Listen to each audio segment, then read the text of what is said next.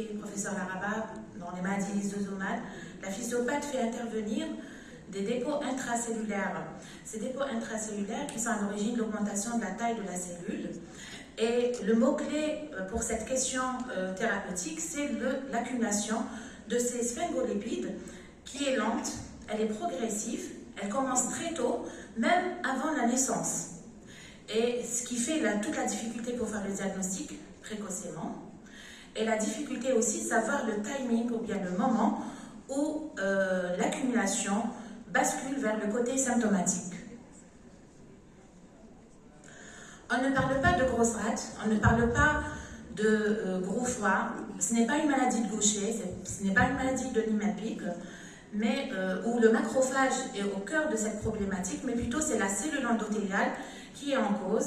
Cette cellule endothéliale, elle va entraîner des phénomènes ischémiques et qui vont aboutir aux les événements ischémiques et qui vont aboutir à la fibrose, à la constitution de cette fibrose qui devient irréversible. Donc c'est une infection qui a expression vasculaire et fibrosante.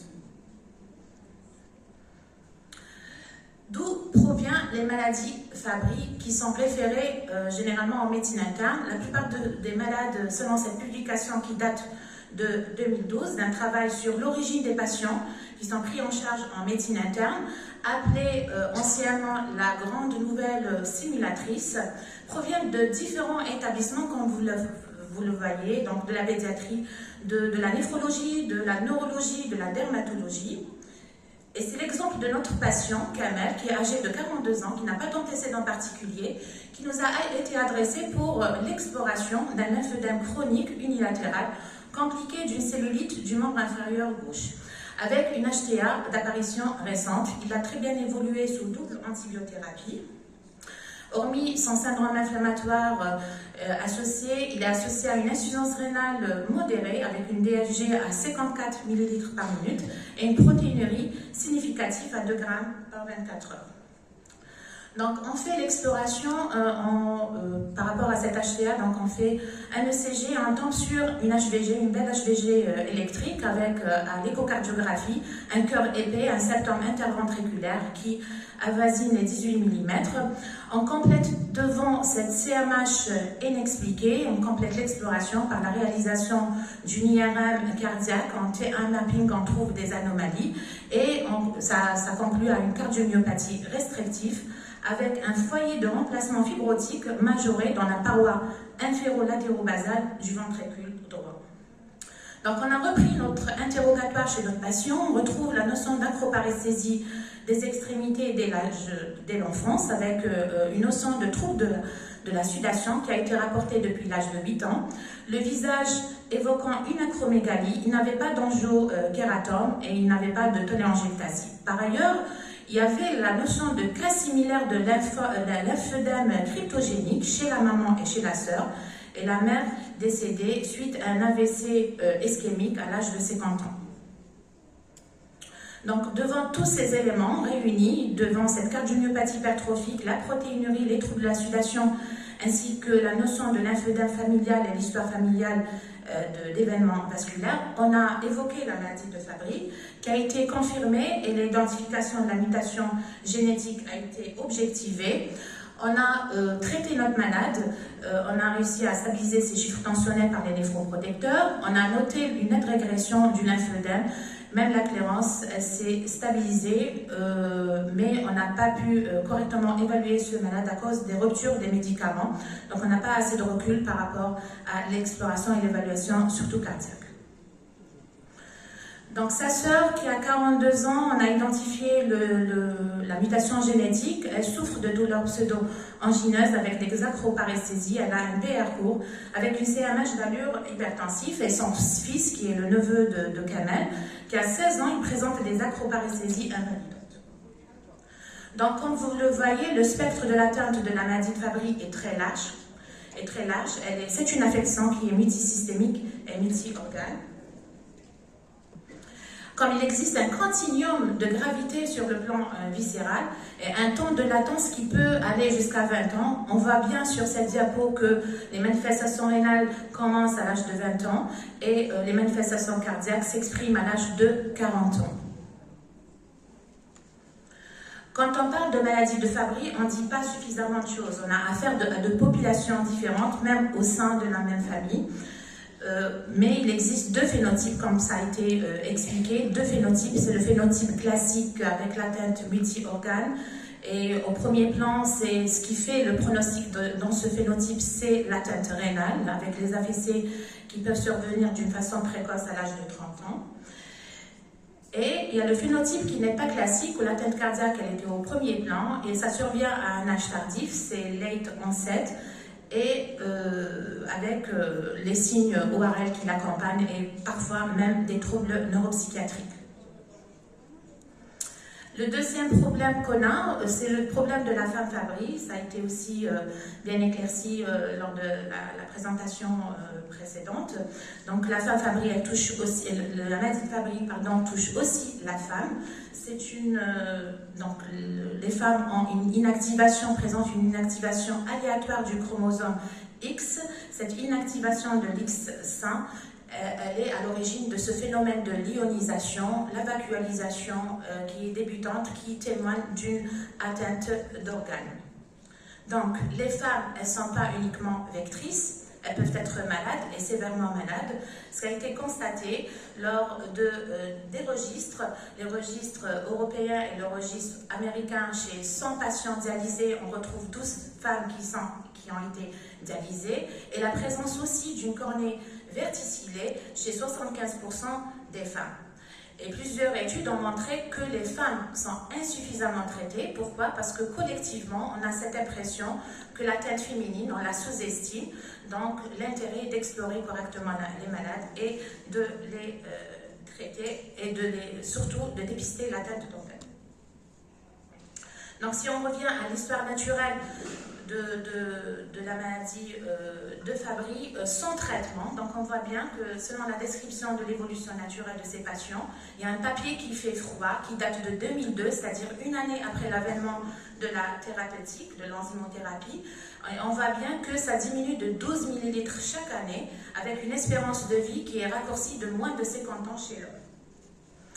Aussi pour les formes non classiques et non traitées, selon l'équipe d'Azevedo sur une mutation portugaise qui a permis d'identifier le développement de cette cardiopathie hypertrophique, on voit bien que la cardiopathie, elle apparaît à l'âge de 30 ans, 40 ans chez l'homme et un peu tardif chez la femme.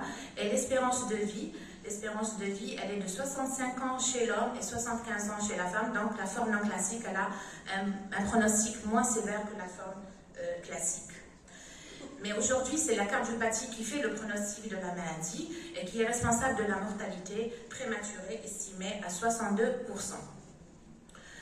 Donc, c'est une maladie qui est progressive, c'est une maladie qui est lente, mais on peut y arriver à un point de non-retour où les lésions ne sont pas réversibles, d'où l'intérêt d'une prise en charge qui va tenter à empêcher et ralentir au mieux, freiner l'évolution de la maladie et prévenir ses complications.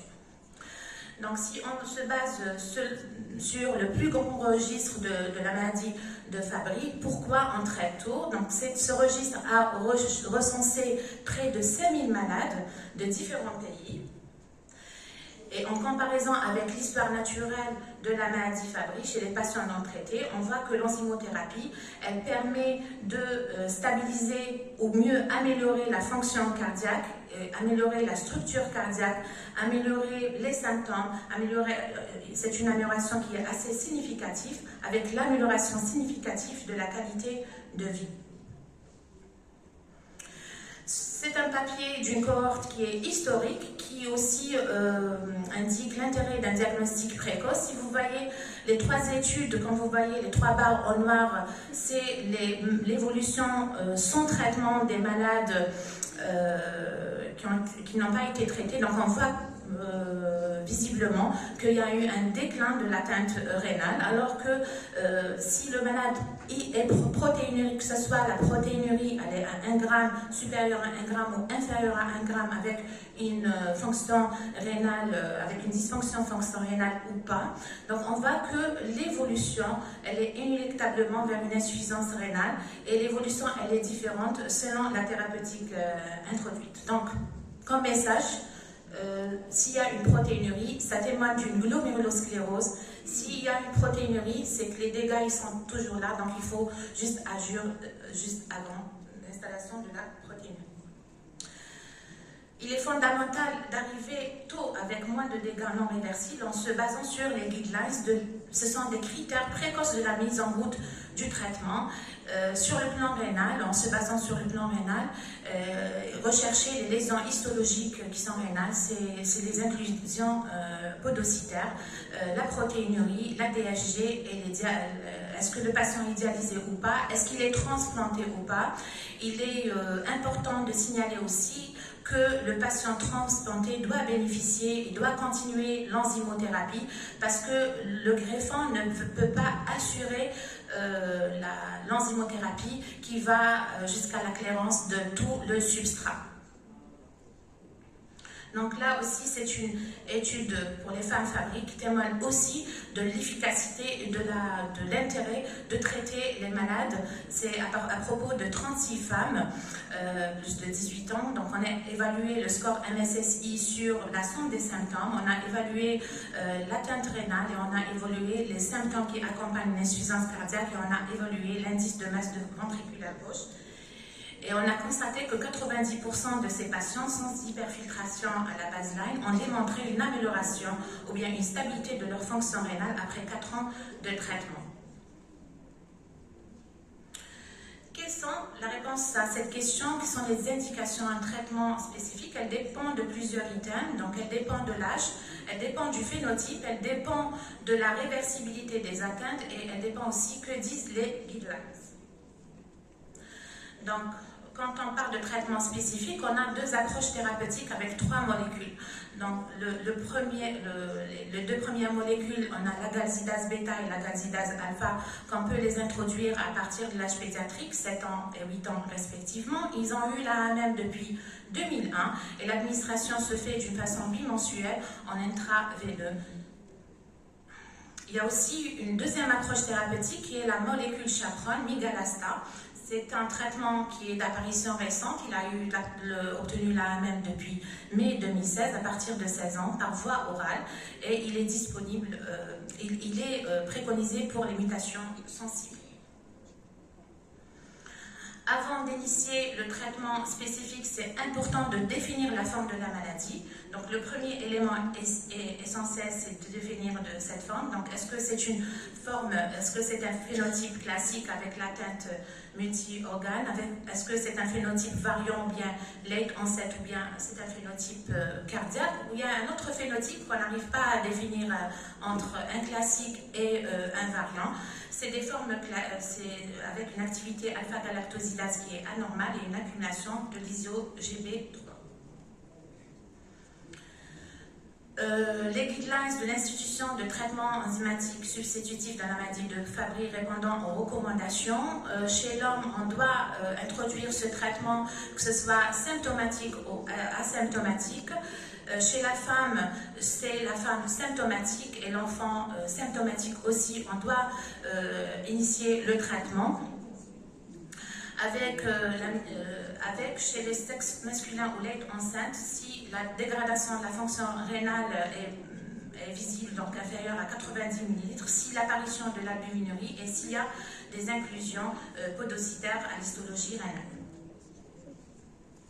Là, c'est un papier pour ce qui est l'évolution de la néphropathie sous molécule chaperone. On a peu de données, mais il faut savoir qu'on a des résultats étonnants. Après une année de traitement, il y a des signaux positifs sur le cœur, même également sur le rein. Le chaperon n'était disponible que chez 30% des patients. Dans les formes multi-organes, on a 20% qui sont éligibles de la molécule chaperon et dans 60% des formes cardiaques qui sont éligibles. C'est-à-dire quand on a une CMH, on a une chance sur 3 de traiter, de proposer les 2 alternatives thérapeutiques. Un petit mot sur la mise en évidence de l'efficacité de ces traitements, de l'enzymothérapie substitutive. Initialement, le facteur déterminant d'efficacité, c'est la diminution du GB3 au niveau des tissus, au niveau des urines, avec la diminution des manifestations cardiaques, rénales et cérébrales, et aussi qui permet de ralentir le déclin des atteintes de différents organes. Si on parle de DISO-GB3, donc il est présent plutôt dans les formes classiques que les formes non classiques. Ça sous-entend qu'il est plus élevé chez les hommes que les femmes. Il n'est pas un biomarqueur d'activité, c'est un excellent outil diagnostique, mais selon le néphrologue Bichet, il n'y a pas de corrélation entre l'évolutivité de la maladie et les événements cliniques. Donc il est utile pour évaluer le traitement, il est utile pour évaluer l'observance du traitement, mais aussi il a un intérêt dans le dépistage des anticorps. Les anticorps, c'est les anti-agalsidase. Les anticorps agalsidase qui sont toujours présents, ou bien plutôt présents dans les mutations non-sens, dans les formes sévères, et quand le DISO-GB3 est initialement très élevé. Mais leur présence ne justifie pas de modification du traitement.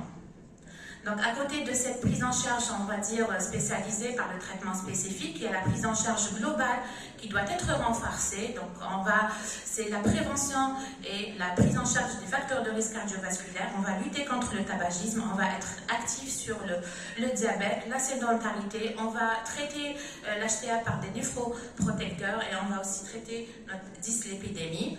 Et il faut garder les traitements symptomatiques qui sont toujours à l'ordre du jour. Je ne reviens pas sur la prévention de ces facteurs de risque, mais j'insisterai sur le syndrome d'apnée du sommeil qui peut être une complication centrale de la maladie de Fabry. Donc, on va proposer un traitement antalgique pour ces acroparesthésies, un traitement des angiopératomes par le laser, par la cautérisation, la dialyse, la transplantation rénale. On va proposer s'il y a l'indication, sans oublier le soutien psychologique de ces patients. L'importance aussi d'un dépistage des troubles cognitifs parce que c'est des malades, la plupart du temps, c'est des malades qui sont anxieux, ils sont dépressifs. Le suivi, on va assurer un suivi semestriel pour l'évaluation rénale et un bilan annuel s'impose pour l'évaluation cardiaque. Et ça a été bien expliqué que l'introduction d'une thérapeutique, elle doit être précoce dès l'apparition de la microalbuminurie.